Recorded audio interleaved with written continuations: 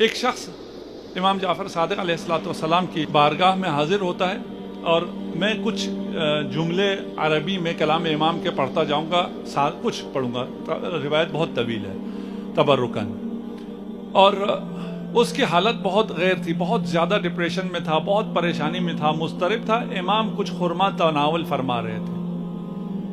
امام نے فرمایا کہ آ جاؤ سفرے پر بیٹھو۔ اس نے کہا میری حالت ایسی ہے کہ مجھ سے کھایا نہیں جا سکتا۔ امام نے کہا بحقی علیک، کہ میرے حق کی قسم، تو تم پر میرا حق ہے، میں کہتا ہوں دسترخوان پر آؤ اور کھاؤ۔ یہ شخص بیٹھا، اس نے کچھ کھانا شروع کیا۔ پھر امام نے پوچھا کہ کیا ہوا، کیوں منقلب ہو؟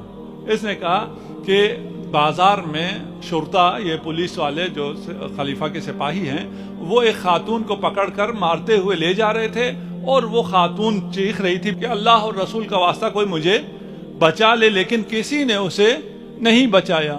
جب وہ لے گئے، میں نے لوگوں سے پوچھا، بازار میں موجود لوگوں سے پوچھا کہ اسے کیوں پکڑا ان سپاہیوں نے، کیوں اسے مار رہے تھے، کہاں لے جا رہے تھے؟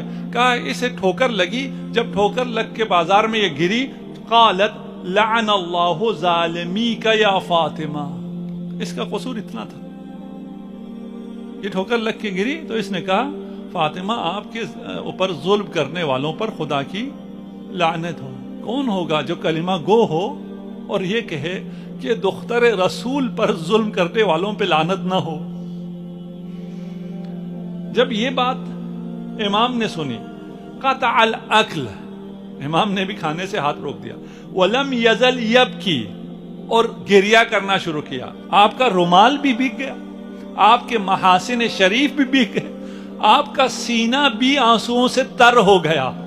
جب امام نے یہ سنا کہ اسے صرف اس لیے مارا جا رہا تھا کہ اس نے فاطمہ کا نام لیا تھا، قال قم یا بشار، کہا اے بشار، راوی کا نام ہے، اٹھو، بنا الی مسجد السہلہ، آپ کوفہ میں موجود ہیں، چلو مسجد سہلہ چلتے ہیں، اور مسجد سہلہ میں جا کر خدا سے دعا کرتے ہیں کہ اس مومنہ کو نجات ہو جائے۔ کو کہا ایک شیعہ سے کہا جاؤ سلطان کے دروازے دارالامارہ کے سامنے کھڑے ہو جاؤ، اور اگر اس مومنہ کو چھوڑ دیا جائے تو ہمیں اس کی خبر دینا۔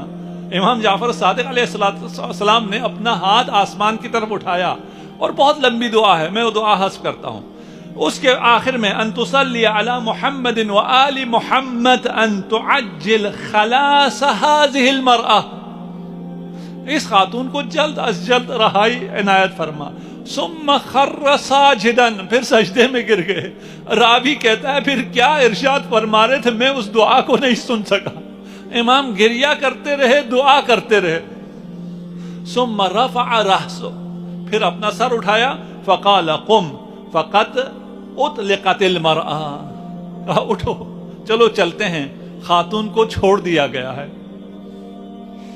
یہ علم امام ہے، خاتون کی رہائی ہو گئی ہے، چلو چلتے ہیں۔ جب یہ راستے میں چلے تو وہ شخص جس کو دارالامارہ کے باہر کھڑا کیا تھا وہ راستے میں ملا، اس نے بھی خبر دی کہ اس خاتون کی آزادی ہو گئی ہے۔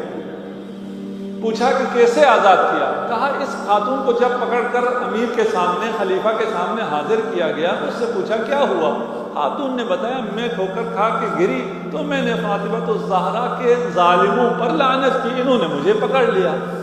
خلیفہ نے کہا چلو میں تمہیں معاف کر دیتا ہوں، میں تمہیں چھوڑ دیتا ہوں، تم بھی مجھے معاف کر دو، اور یہ 200 درہم لے لو میری طرف سے۔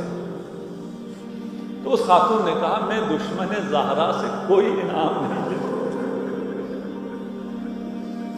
اس نے اس پیسے کا انکار کیا اور نکل کے آ گیا۔